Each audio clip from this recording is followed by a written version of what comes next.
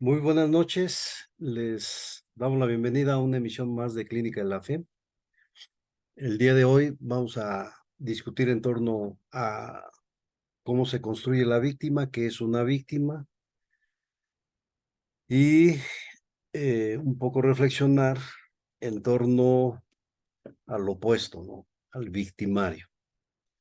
Entonces me voy a permitir leer un par de párrafos como introducción de un texto que se ha vuelto de obligada lectura en los tiempos que vivimos, que lleva por título Crítica de la víctima, y que nos va a permitir, eh, a partir de la lectura de esos párrafos, pues el pretexto, digamos, para entrarle a la discusión. El texto es de Daniel Giglioli. Y lo que él dice en la parte introductoria es lo siguiente. Interroga si la víctima es el héroe de nuestro tiempo. Si ser víctima otorga prestigio, exige escucha, promete y fomenta reconocimiento. Activa un potente generador de identidad, de derecho, de autoestima. Inmuniza contra cualquier crítica, garantiza la inocencia más allá de toda duda razonable. ¿Cómo podría la víctima ser culpable o responsable de algo? La víctima no ha hecho, le han hecho, no actúa, padece. En la víctima se articulan carencia y reivindicación, debilidad y pretensión, deseo de tener y deseo de ser.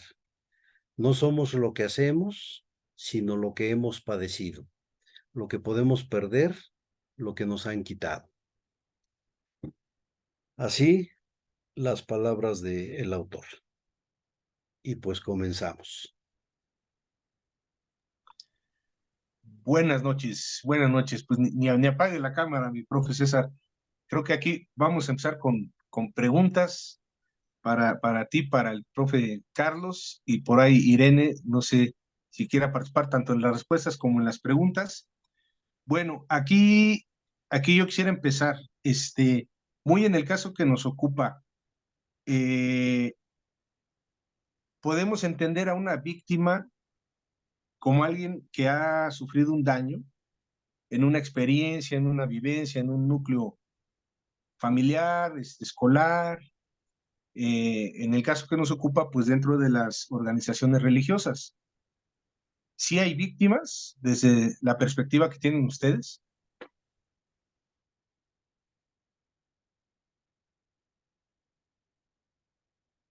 ¿Vas a tomar la palabra, Irene, o? No, está muy complicado porque, bueno, es lo que decíamos antes de empezar, ¿no? Hay, pues sí, muchas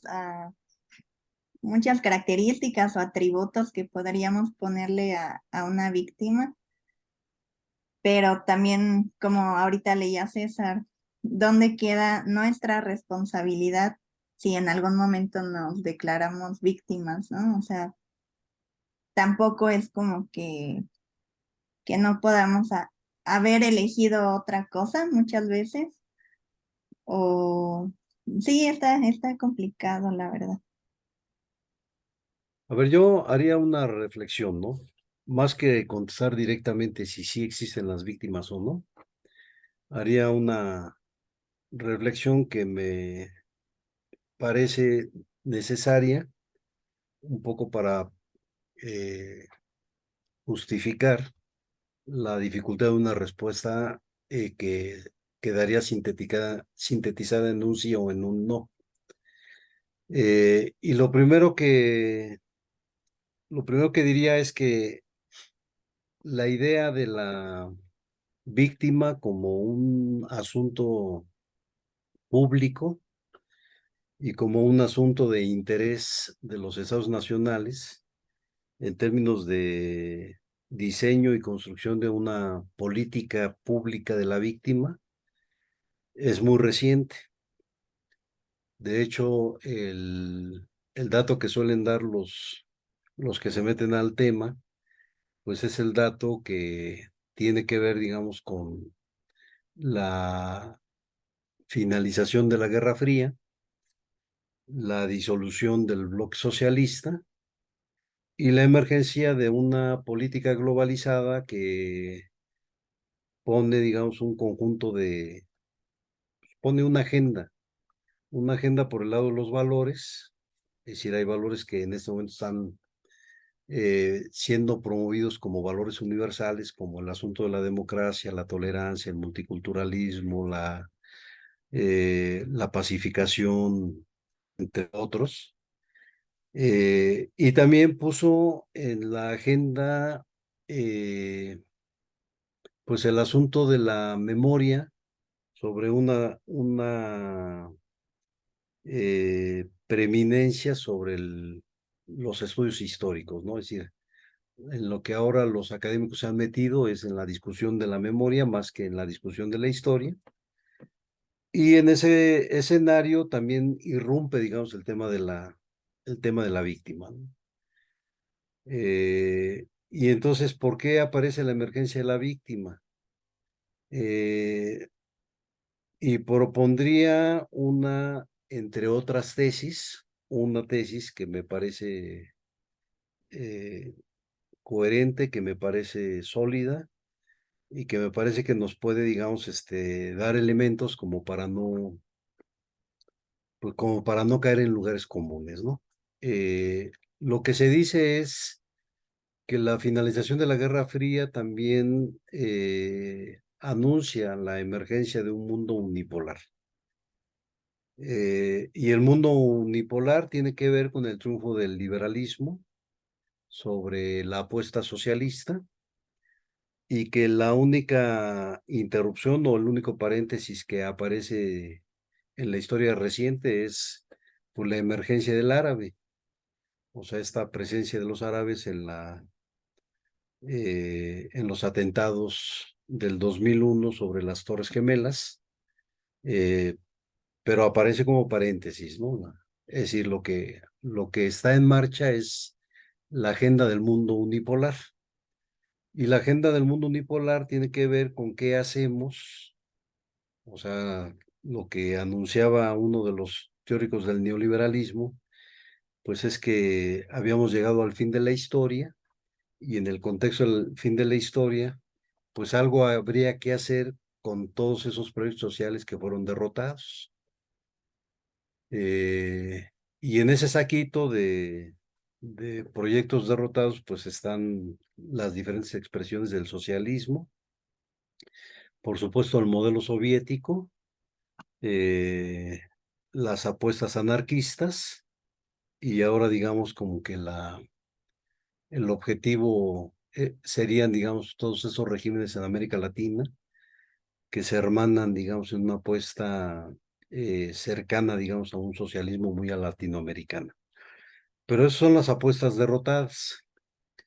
Y entonces, en el contexto de las apuestas derrotadas, no dejo o no puedo no mencionar que en el caso de México, pues las víctimas han quedado concentradas políticamente y públicamente en las figuras de los desaparecidos de la Guerra Sucia, en los familiares de los desaparecidos, y luego solo en menor medida, pues le van siguiendo, digamos, otros fenómenos de violencia que empiezan a ser concebidos como víctimas, ¿no? Y ahí sí tendríamos, por ejemplo, el caso de las mujeres con esta demanda histórica de rediseñar la cultura y descolocar el modelo cultural heteropatriarcal, pero también entran, digamos, en la escena los migrantes como víctimas y el tema, digamos, que hemos estado aquí comentando, que tiene que ver, digamos, con las víctimas de los cultos religiosos, ¿no? En todo caso, digamos, la presencia o la posibilidad de pensar al feligrés como una víctima, pues se enmarca en el conjunto de todos estos fenómenos que le van dando forma, digamos, a esta idea de quién es víctima y quién no lo es. En consecuencia, digamos, el asunto de pensar la presencia de víctimas, pues está enmarcado en un contexto que coloca, digamos, el tema de la victimización como un tema de interés en las agendas de política pública, ¿no? Y en ese escenario, pues se entiende, digamos, la iniciativa que comentábamos la semana pasada de poder, digamos, sancionar, o sea, el intento del legislativo de poder elaborar una ley que sancione a las víctimas de los cultos considerados como cultos que someten, cultos que manipulan, cultos que infringen, digamos, una serie de prácticas en donde los líderes pueden con mucha facilidad, digamos, elaborar prácticas de abuso hacia los feligreses. Y ahí, digamos, el tema o los temas que van disolviéndose o se van desapareciendo, pues básicamente tienen que ver con el asunto de una analítica derivada de proyectos sociales distintos al que ganó. O sea, les recuerdo, el que ganó pues es el modelo liberal, y este modelo liberal es justamente el modelo que ha puesto el tema de la victimización en la agenda pública. Entonces, el poder contestar si hay víctimas o no hay víctimas, pues por supuesto que hay víctimas, porque la guerra no terminó. O sea, sí fue derrotado el bloque socialista, pero hay una serie de fuerzas sociales que por supuesto están ahí también peleando por hacerse presente y imponer su presencia en el espacio social. Y en esos esfuerzos de empujar, promover e imponer una presencia social, por lo que se producen son víctimas. O sea, ahí no hay vuelta de hoja. El problema que yo veo, para dar una respuesta en términos de sí o no, pues es que el asunto de la construcción de la ley está mediatizado y está supeditado a las fuerzas triunfadoras, ¿no? O sea, ¿quiénes hacen las leyes? Pues las leyes las hacen los triunfadores. Y en ese escenario, pues no dejo de pensar, digamos, que la posibilidad de una ley que sancione a víctimas de culto, lo que nos obligaría necesariamente a revisar y a replantear, pues sería pues este conjunto de leyes que están en la Constitución Política Mexicana, que tienen que ver con la libertad de creencias, ¿no? Y que esa libertad de creencias, pues produce prácticas, y habría que reconocer que como producto del corpus doctrinario, pues muchas de las prácticas suelen ser abusivas. El problema ahí es si lo que la ley tendría que sancionar es el corpus doctrinario o el conjunto de prácticas abusivas que se derivan del corpus doctrinario, y ahí entonces la frontera se vuelve pues muy compleja, diría poco permeable, es muy porosa e incluso pues es muy frágil, digamos, la frontera que hay entre el corpus doctrinario y el tipo de prácticas que produce. Y en general yo diría que todos los corpus doctrinarios son construidos bajo el ejercicio de un acto violento. O sea, no conozco eh, pues un corpus doctrinario, o no conozco un acto de sacralización que no ejerza violencia y en consecuencia produzca víctimas, ¿no? Lo cual no quiere decir que se ausenten o que se disuelvan las víctimas voluntarias, que creo que ahí es una de las cosas que a mí me hacen como detenerme mucho pues para dar una respuesta de sí, no. Es lo que pudiera comentar, ¿no? Vamos a escuchar al profesor Carlos en su comentario.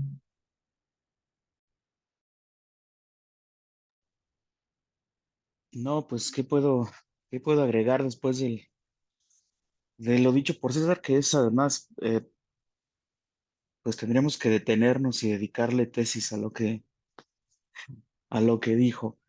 Yo lo pienso también más desde el asunto moral y pues por supuesto no puede dejar de venir a la cabeza el primer parrafito que leyó César sobre la crítica de la víctima de Daniele Giglioli, en donde anuncia justamente que la víctima es el héroe de nuestro tiempo, ¿no?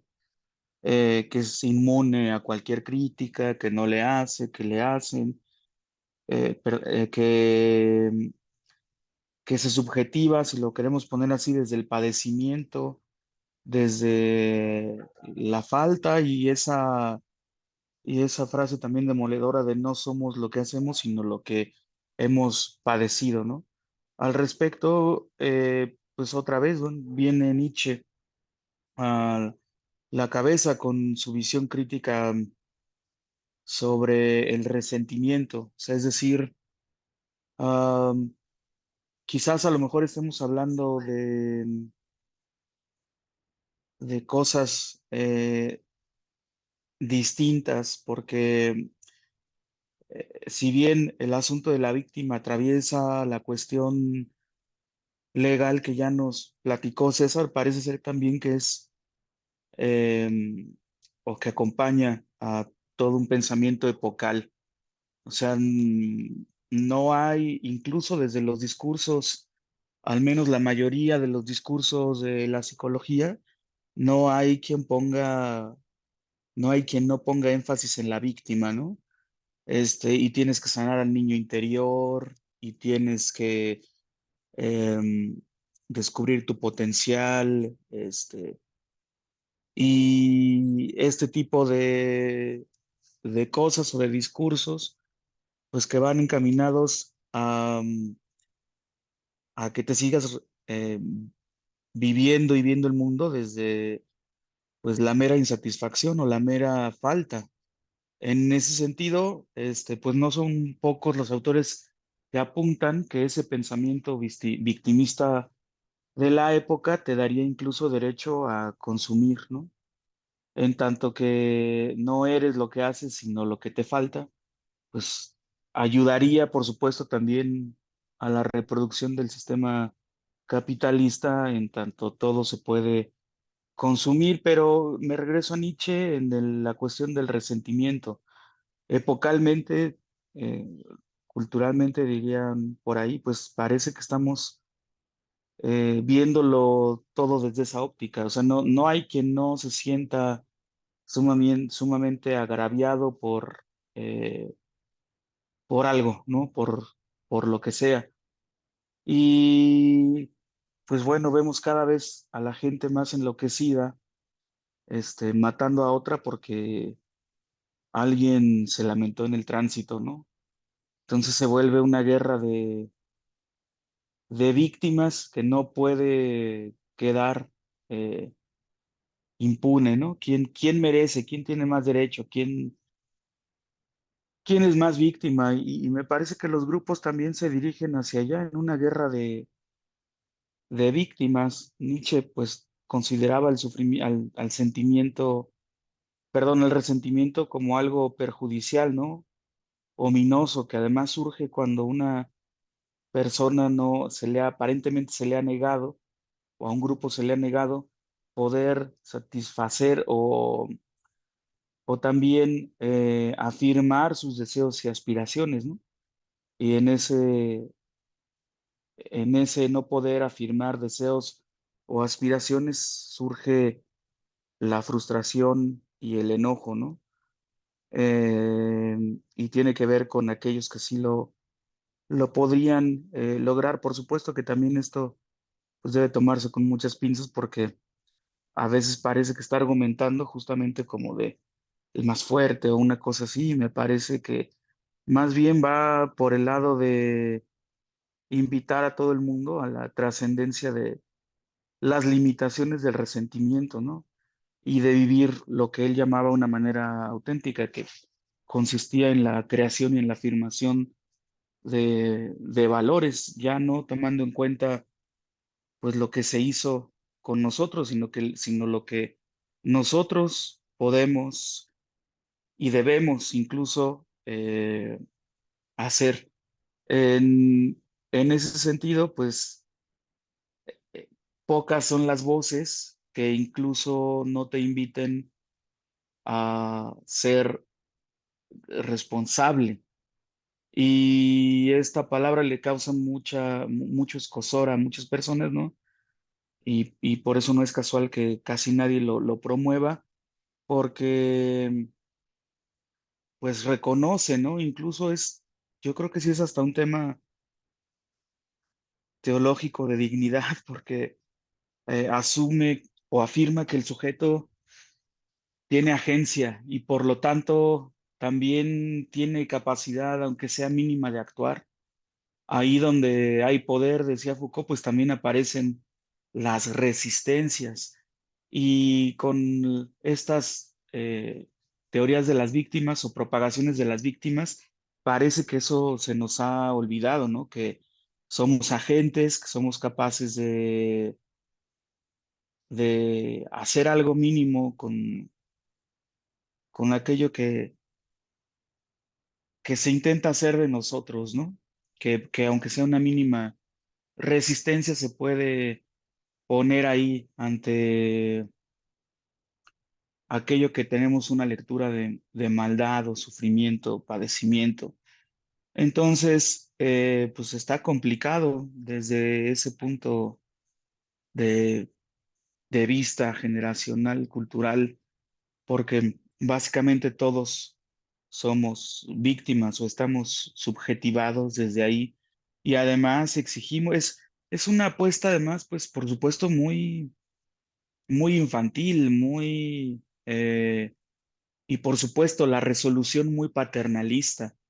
Devuélvele el juguete a tu hermanito que se lo acabas de quitar, ¿no? Y entonces, eh, pues pareciera ser que las instancias responsables de verificar quién es una víctima, lo que hacen es una, una suerte de administración de las recompensas. Entonces, eh, pues se vuelve complicado porque todo el mundo exige su recompensa, todo el mundo se lee desde la victimización. Digo, no nos vayamos más allá, ¿no? El comandante de las Fuerzas Armadas de esta nación, en sus, en sus discursos mañaneros, eh, él se ha visto a sí mismo y ha dicho que él mismo es objeto de violencia, ¿no? O que es una víctima, siendo que pues es muy probablemente el hombre más poderoso de la nación. Entonces es difícil que siendo él ese sujeto, pues se lea como una víctima. O sea, no, parece ser que no hay como escapatoria, porque además hay un reclamo a, a un gran otro que no ha cumplido sus promesas, ¿no? Entonces, eh, he visto videos incluso de policías cuando hacen una detención ilegal di- eh, diciéndose víctimas porque alguien los está grabando, ¿no? En fin, o sea, es decir, es el escudo perfecto para cualquiera de las cosas que hagamos y desde las cuales no nos vemos como responsables y aparecemos más bien como respondientes. Y habría un matiz entre ser responsable y ser respondiente, que tendría que ver en un caso con una mera reacción y en otro caso, en el caso de la responsabilidad, con no negar incluso eso que te pueda ocurrir, pero actuar en consecuencia desde tus propias potencialidades. Entonces, pues es un tema muy complejo. Tiene muchas aristas. Creo que la Universidad de Oxford habló del camachazo, ¿no? Charlie, haciendo referencia a esa inconformidad por una decisión de un líder, que fue diferente al sentido que una persona quería. Me parece curioso, y bueno, aquí lo planteo también para el diálogo, para la discusión, porque aquellos que hemos sido disidentes a una organización religiosa, pues precisamente el primer señalamiento que se nos hace es casi regla general, van desde los señalamientos de te saliste porque lo que querías era pecar, ¿no? Querías hacer lo que te estaba prohibido, pero también es recurrente el te saliste porque no tuviste la posición, no te dieron el liderazgo, no te dieron la iglesia que anhelabas. Si uno es feligrés y se sale, pues no te supiste someter, y ahí viene el discurso de Absalón. ¿Cuántos lo recuerdan? César, Diana, el propio Charlie, el Absalón. El Absalón entonces era una víctima renegada, ¿o cómo lo veríamos?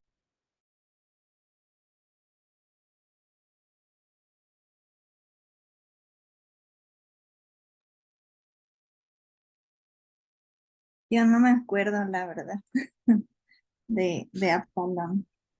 Absalón, el hijo de David, que le quiere dar machetazo a caballo de espadas, es decir, un golpe de estado al papá para tomar el poder, porque iban a elegir como rey a otro, y y es una historia emblemática o arquetípica en los discursos de la iglesia, ¿no? El líder rebeldón que quiere tomar la posición del pastor, entonces se promueve como víctima, ¿no? Quizás sea la lectura de hoy.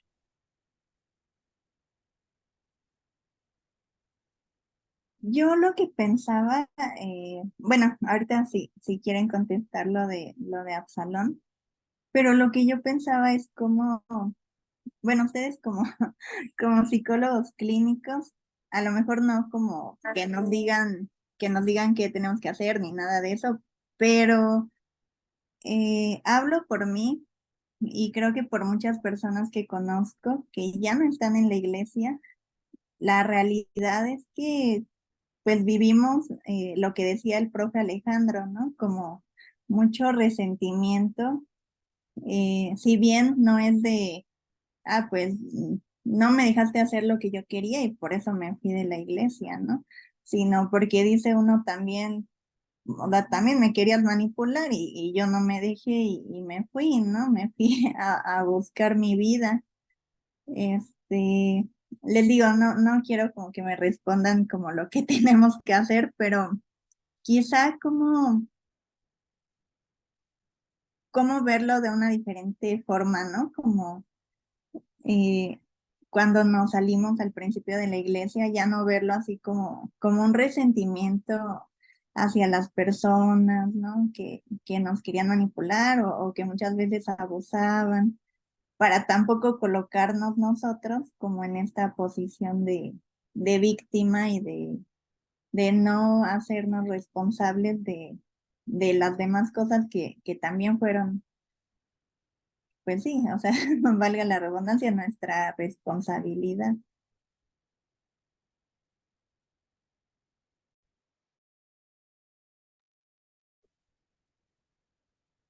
A ver, un comentario rápido, digamos, al asunto de Absalón, ¿no?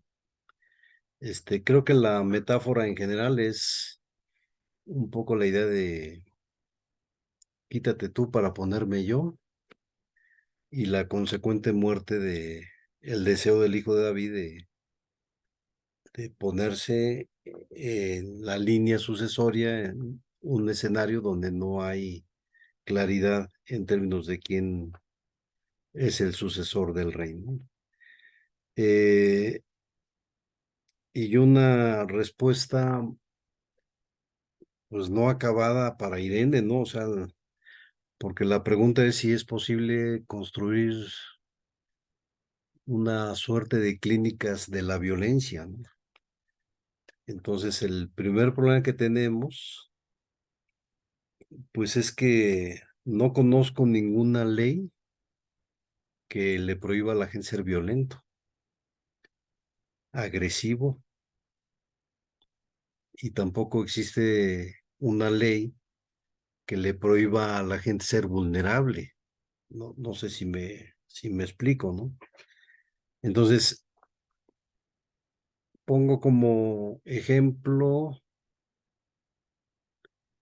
pues una ley que, por ejemplo, existe en Argentina, ¿no?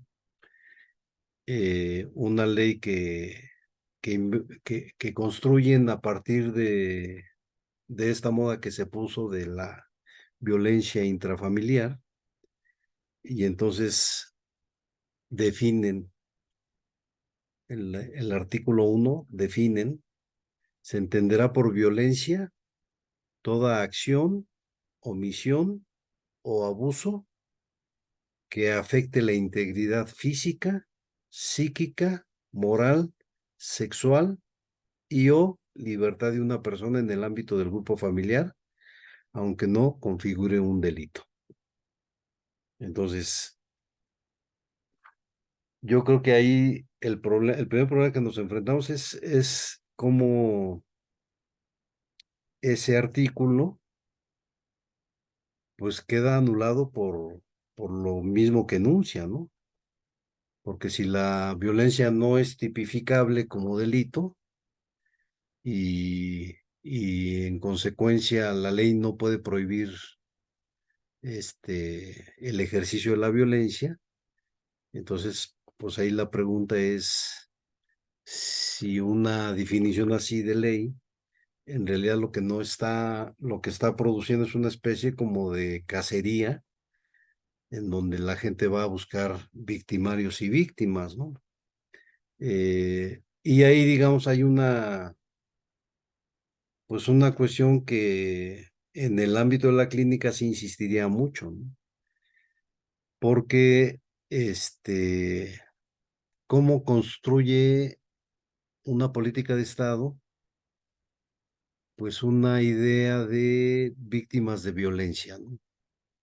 En el caso que nos ha ocupado la sesión anterior y esta es cómo legalmente podría configurarse esta idea de el culto abusador, el líder abusador, el líder manipulador, eh, porque en todo caso, digamos, inscrito en una ley, inscrito en pues en un programa que se dedique, digamos, como a establecer quién es el victimario y quién es la víctima, pues ahí el problema es si quien es presentado como víctima tiene la capacidad de identificar en sí mismo l- los síntomas que lo vuelven víctima. Y si el victimario también tiene la capacidad de identificar los síntomas que lo vuelven victimario. Entonces ahí, digamos, lo que tenemos como una suerte de sustituto al problema, pues son las famosas campañas publicitarias, ¿no? Y las campañas publicitarias, pues básicamente lo que, pues lo que presentan es, en el caso mexicano, por ejemplo, la emergencia y popularización de los acosómetros, de los violentómetros, es decir, todos esos instrumentos que suponen medir, digamos, el nivel de violencia ejercida o el nivel de violencia recibida, ¿no? Y ahí, pues, nos metemos como a una especie de lógica educadora, ¿no? Entonces hay que enseñarle a la gente a identificar el semaforito, ¿no? ¿Cuáles son los síntomas en rojo? ¿Cuáles son los síntomas en amarillo? ¿Cuáles son los síntomas en verde, ¿no? Y entonces cada quien es responsable de identificar sus propios síntomas, en principio, ¿no?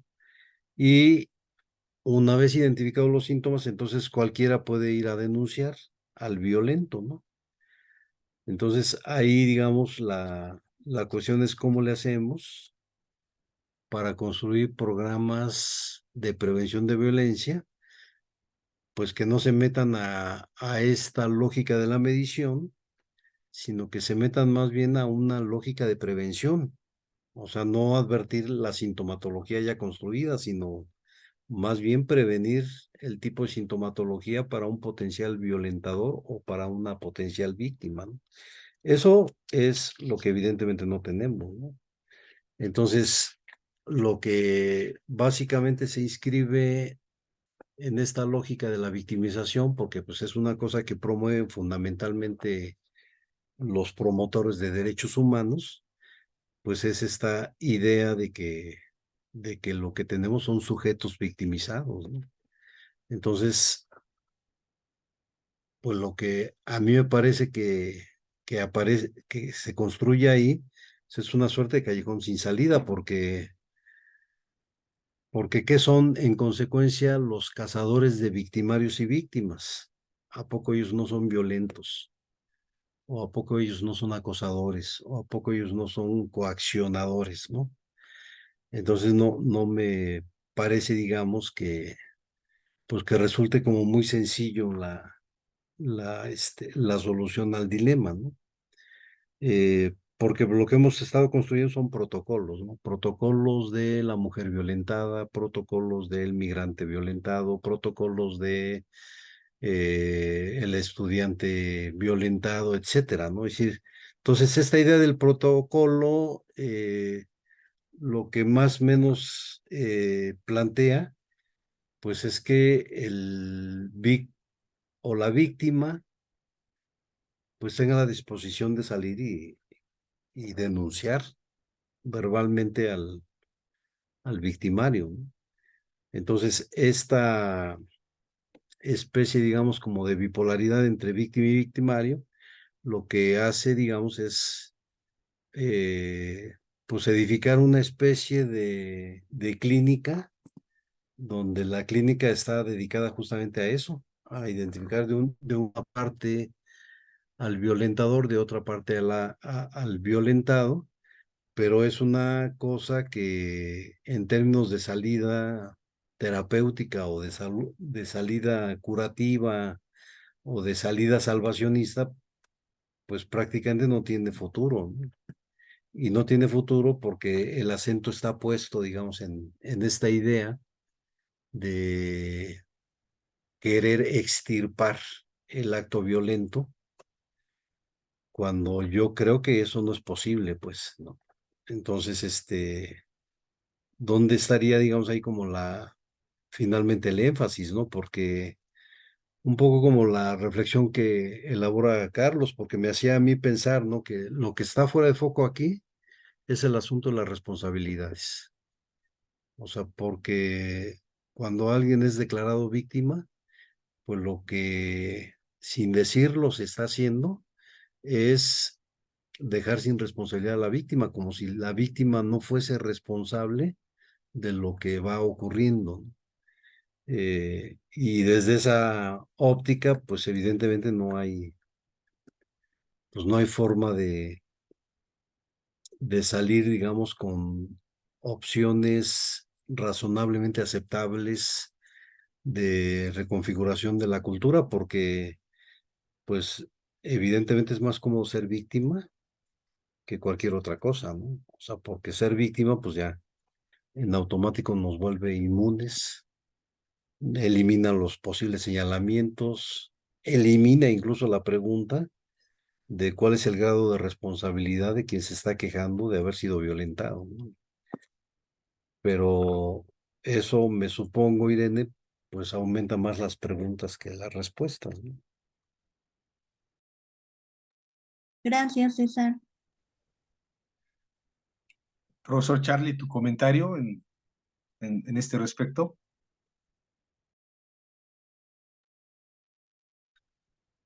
No, pues, ¿qué se puede hacer? Dice al respecto. Como lo veo, es complicado porque pues es invitar a alguien a que asuma una posición subjetiva de responsable. Y pues se ha derramado tinta también al respecto sobre lo cómodo que es no ser responsable en términos de dar una respuesta a eso que te interpela, ¿no? Eh, y, y pues es muy difícil, sobre todo cuando tienes a un ejército de expertos, ya lo mencionaba también César en torno a los promotores de derechos humanos, pero entre otros, ¿no? Promoviendo este discurso, no hay alguien que no lo haya promovido, pues hasta nuestros filósofos que uno supondría serían personas muy eruditas y racionales, que piensan. No hay gente que no se haya subido a este tren y me parece que en muchos casos pues es también simplificar eh, las cosas, ¿no? Eh, eh, Tener la lectura de víctima y victimario a veces es sumamente más complejo. Y por supuesto, es decir, cualquier cosa que se te diga, inmediatamente puede ser señalado de, entonces estás del lado de los victimarios y tu discurso es revictimizante y estás a favor de que no se resuelvan los conflictos y cosas por el estilo. Ya ha dicho César cómo en el plano de lo político es muy redituable y que se traduce también pues en dinero, ¿no? Lamentablemente esta administración de los muertos se traduce en el terreno de la reparación del daño y que se traduce en dinero, ¿no? Y por el lado acá subjetivo, uno podría pensar en cuáles son las recompensas, cuáles son pues dirían algunos, los goces que le permite a alguien afirmar un escenario de identificar a un sujeto como víctima. Y por supuesto que las ganancias secundarias, pues son muchas, no son pocas. Eh, desde, desde el hecho de que, por ejemplo, pues te vuelves un merecedor absoluto de cualquier cosa, ¿no? Incluso hasta héroe. O sea, es más, a todo el mundo le andas diciendo que eres víctima y sobreviviste. Em, Otorga prestigio, dice acá el texto, ¿no? Te vuelve héroe y pues las ganancias son muchas, o sea, incluso puedes vivir de eso, ¿no? Insisto, el asunto no es nada sencillo. Les voy a poner un ejemplo sumamente vulgar y grotesco de la cultura pop, como es mi estilo, ¿no? El caso de Gloria Trevi.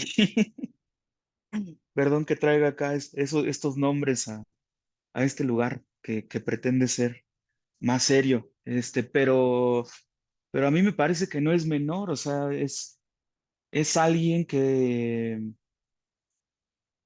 fue señalada en múltiples testimonios, acusada eh, de trata, de abuso, de un sinfín de delitos, ¿no?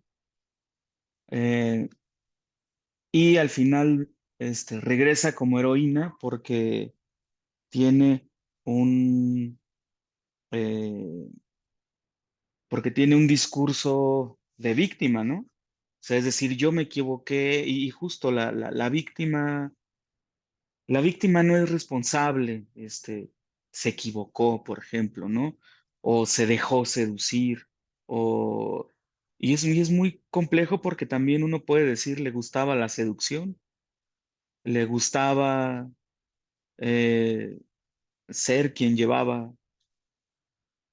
y hacía esas cosas, etcétera, etcétera. Entonces es complejo y hoy está más que perdonada y hoy es un ícono feminista y esta cultura de la cancelación no la acecha, ¿no? Eh, y por supuesto, otra vez, tampoco hemos pensado en los resarcimientos ni en los perdones. Eh, Se vuelve un asunto, un terreno muy complicado, muy complicado. Una misma situación puede ser juzgada distintamente dependiendo incluso, por ejemplo, de tu género o de tu raza o de tu condición económica. Parecería que hay atenuantes o parecería que también algunos son más víctimas que otros. Y, y pues nada, pues para mí, honestamente, también hay un punto en el que se vuelve un asunto incomprensible o un asunto que no se puede dilucidar más que recurriendo a la consigna. ¿Mm? La consigna es la que opera primero para que puedas reconocer justamente a alguien como víctima. Bueno, pues ya para qué hablamos del caso de los 43 que acaba de pasar. Son muchas las historias que no los pondrían y los testimonios que no los pondrían necesariamente en el lugar de víctimas.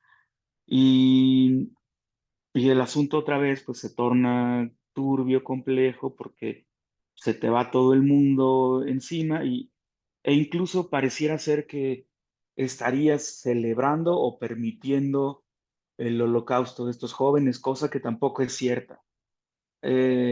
Pero sin duda logras ver que hay alguien operando y usufructuando esas muertes.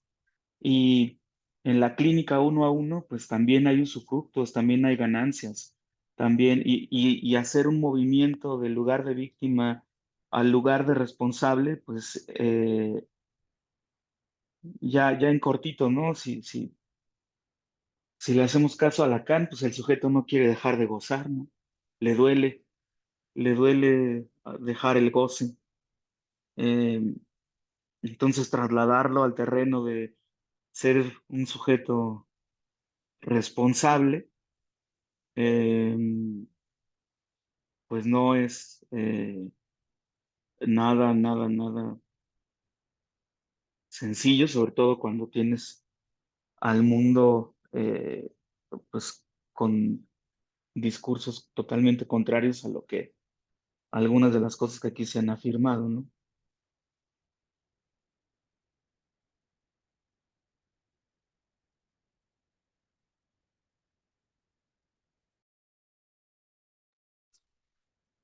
Híjole, pues está complejo. A ver, para el cierre, vamos ya casi agotando el tiempo. Les comparto por aquí mis anotaciones y con gusto les escucharé. Eh, pues prácticamente estamos diciendo que es muy difícil tener un patrón metro de quién es la víctima, ¿no? Que un protocolo de Estambul para las víctimas que en nuestro caso nos ocupan de asociaciones religiosas. Primer complejidad. Por otra parte, se habla de esta responsabilidad que debe asumir todo ser humano, ¿no? Así los he entendido, a lo mejor ahí corríjanme. Yo veo en lo particular que al final el individuo sí vive una responsabilidad eh, que se pudiera medir en los platos rotos que ha tenido que pagar en su propia vida. Aquí hemos escuchado testimonios, nos hemos oído unos a otros y en todos los casos el desvincularnos de las asociaciones religiosas pues ha traído un efecto donde pues tuvimos que pagar por nosotros mismos aquellos platos que se rompieron, ¿no? Desde una reconstrucción de vida, una reorientación vocacional, de a qué me voy a dedicar, de qué voy a vivir, este, eh, el dolor de dejar una comunidad donde si bien fuimos violentados, también teníamos amigos, etcétera, ¿no? Y a mí me viene a la memoria, pues, toda la complejidad, por ejemplo, que se vivió en Norteamérica. Evidentemente hay perspectivas de la historia que se vivió ahí, tocante a la abolición de la esclavitud. Eh, Pareciera que en un principio abolir la esclavitud quizás trajo más problemas que los que se tenían antes cuando estaba legitimada. Y concluyo quizás poniendo en la mesa, si estamos visualizando que a diferencia de otras violencias, por ejemplo, en una relación matrimonial, si hay un fuerte y hay un débil, pero al final es 1-1, de algún modo, ¿no? Pero aquí la violencia es institucional y hablamos de muchos de los casos, es un individuo en contra de toda la institución. A veces es un individuo aún en contra de su propio núcleo familiar. Y eso hace una batalla muy desigual, lo cual, insisto, me hace pensar que debiera haber algo que empareje este terreno. Eh, la legislación pudiera no ser el mejor camino, pero también pudiera ser de pronto el menos peor en una de esas. Pero vamos a escucharnos.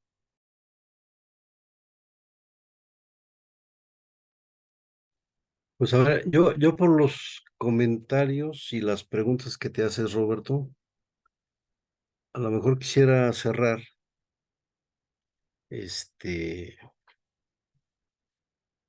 pues con un párrafo de un librito que se llama Psicoanálisis sin diván, eh, y un poco interroga, digamos, en el texto se interroga sobre las posibilidades que hay de que un analista se meta, digamos, a este territorio de la victimización, ¿no? Y dice así el párrafo. Según los programas de víctimas de violencia, la víctima tiene que detectar sus propios síntomas. Se tiene que autoevaluar con la ayuda de los medios de comunicación. Detecte sus propios síntomas. Si cree ser víctima de violencia, llame a estos números. Cualquiera puede ir a denunciar al violentador, porque la misma ley aclara que no es necesario que el acto en cuestión configure un delito. Insultar, escupir, cualquier pelea de la psicopatología cotidiana de la vida conyugal o de la vida social es llevada a los juzgados. De ahí la queja, y aquí quisiera un poco como enfatizar lo que ocurre, de ahí la queja de muchos jueces que señalan que los juzgados se han convertido en consultorios psicológicos y su descontento por no poder ejercer el acto jurídico que les compete, porque los obligan a sancionar conductas que en sí mismas no constituyen un delito. Ser violento no está penado por la ley. Otra cosa es si por el hecho de ser violento o pacífico, que al fin y al cabo para la ley es lo mismo, solo es sancionable si deriva en un delito. La ley en general es vaga respecto de qué se considera un acto violento. En cambio, la promoción de la denuncia es totalmente precisa, ¿no? Y efectivamente lo que tenemos es más la denuncia que los mecanismos legales como para sancionar los actos. Y ahí creo que, digamos, la cuestión se vuelve muy complicada, porque pues evidentemente, o sea, lo que describes, pues yo lo comparto, o sea, creo que muchos pudiéramos dar testimonio de que, pues de que pasamos por esos, por esos escenarios que a veces son complicados, o sea, el renunciar a la amistad, el abandonar un grupo porque uno ya no coincide con ellos. eh, pero pienso, digamos, que hay uno de los elementos que uno tendría que meter también en la discusión es esta idea de que mencionaba Carlos, ¿no? O sea, eh, y que además coincido, o sea, el discurso de la victimización es un discurso infantil. Y creo que todo mundo, pues en algún momento de su existencia tendría que asumir los actos como adulto, ¿no? Eh, y pues ese paso me parece que vale la pena ser discutido, porque es uno de los pasos más complicados, sobre todo en estos momentos donde la presencia de la victimización pues es una fuerza cultural que así como camina parece indetenible, ¿no? O sea, parece que no se va a detener. Y ahí creo que pues la cuestión es cómo replantear, no sé, o sea, replantear como el problema que estamos tratando, pero desde otros ángulos de mirada, desde otras analíticas, ¿no? No, no el acto de venganza, pero pues sí, por lo menos el nunca más, diría yo. Sí, lo que pasa es que estás entrando como al terreno de la patología. O sea, esto que Carlos te señalaba, o sea, ¿quién puede decir o cómo la ley puede evitar que la gente busque el goce? O sea, el goce de agandallarse al prójimo, el goce de imponerse al prójimo, el goce de coaccionar al prójimo. O sea, porque ¿quién puede? Es que es como droga, no sé cómo decirlo. O sea, quien prueba o sea, los líderes que prueban esos espacios y que de repente saben que el lugar que ocupan les da chance como de abusar, pues van a abusar no porque sean conscientes de eso, sino porque les produce goce. Y ese rollo, pues no lo podemos detener con un nunca más. O sea, es muy difícil, pues, ¿no?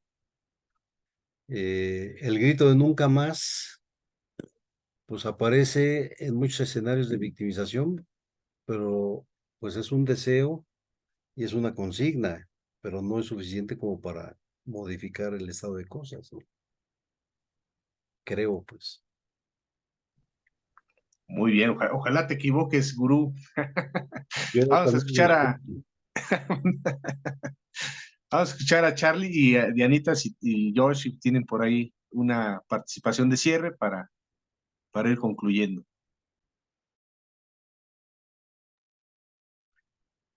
No, pues nada,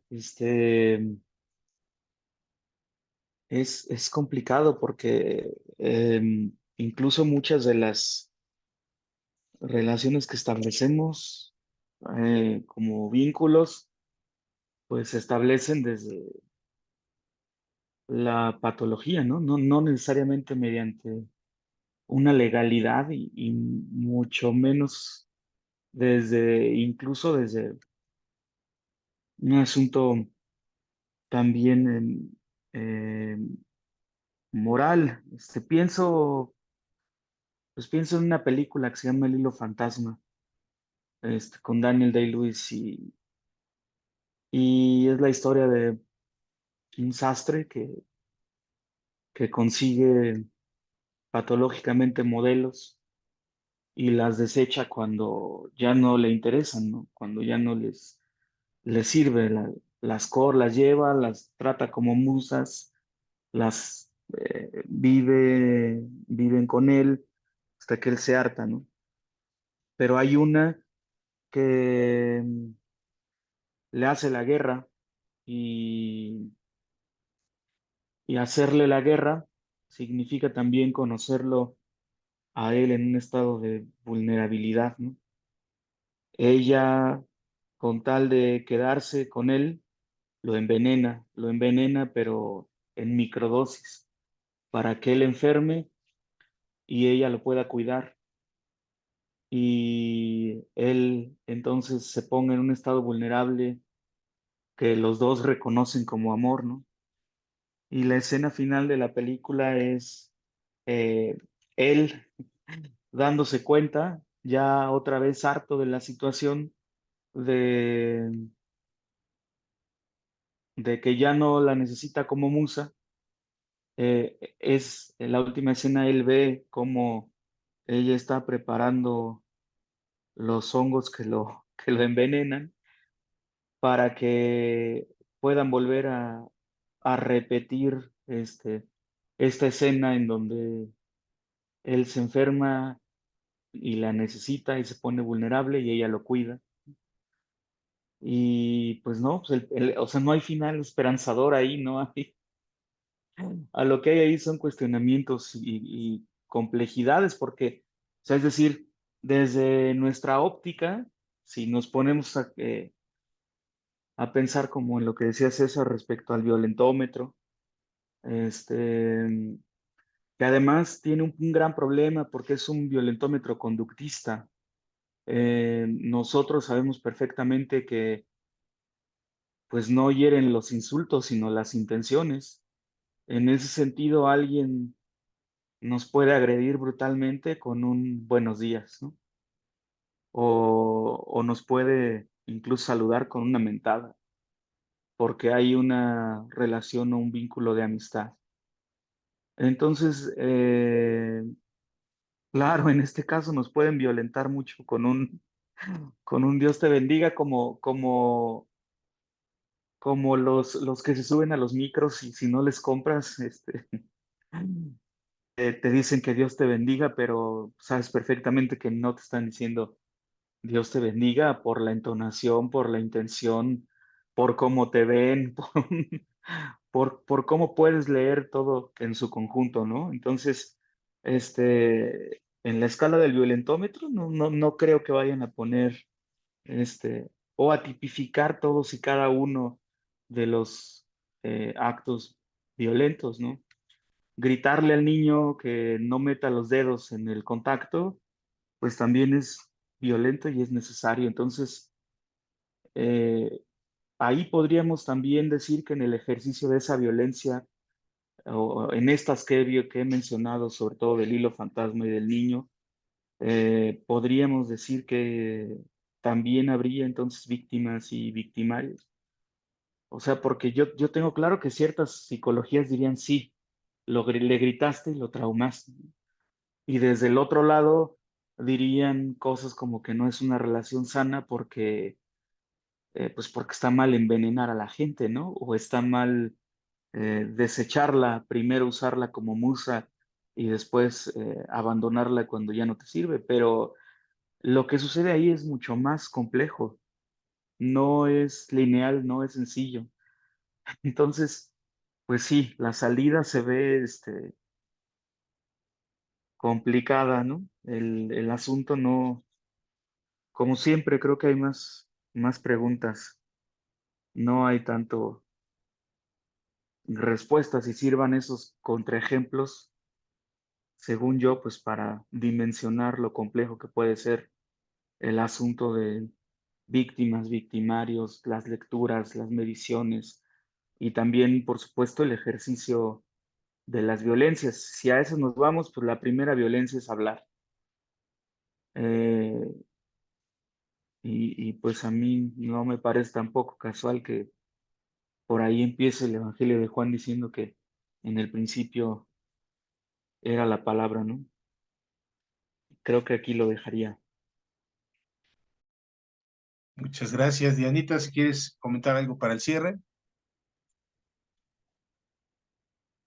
Ay, pues solamente agradecer bueno, a los tres, por, por esta plática y pues creo que para quienes dejamos de ir a un lugar de estos, ¿no? Sea una asociación religiosa o algún grupo donde se tenga un líder muy marcado, ¿no? Y abusivo o con manipulaciones, creo que nos ayuda bastante como para también para reinterpretar, creo que, que lo que vivimos y no quedarnos como en esta parte de me hicieron a mí nada más, ¿no? Sino creo que también puede ayudar para, pues no quiero decir como para conocerse a uno mismo, pero sí para asumir responsabilidades y, y pues sí, como reinterpretar lo que pasó, ¿no? Excelente, pues muchas gracias. Gracias a todos, al profesor César, al profesor Charlie, a Dianita que hoy nos acompañó en el panel. Y pues la invitación sigue abierta para que nos sigan a través de nuestra página de Facebook, Clínica de la Fe, y el canal de YouTube, Cristiano Rebelde, cómo no. Ahí nos estamos saludando. Pues muchas gracias a todos, que pasen buena noche. Nos vemos en la próxima.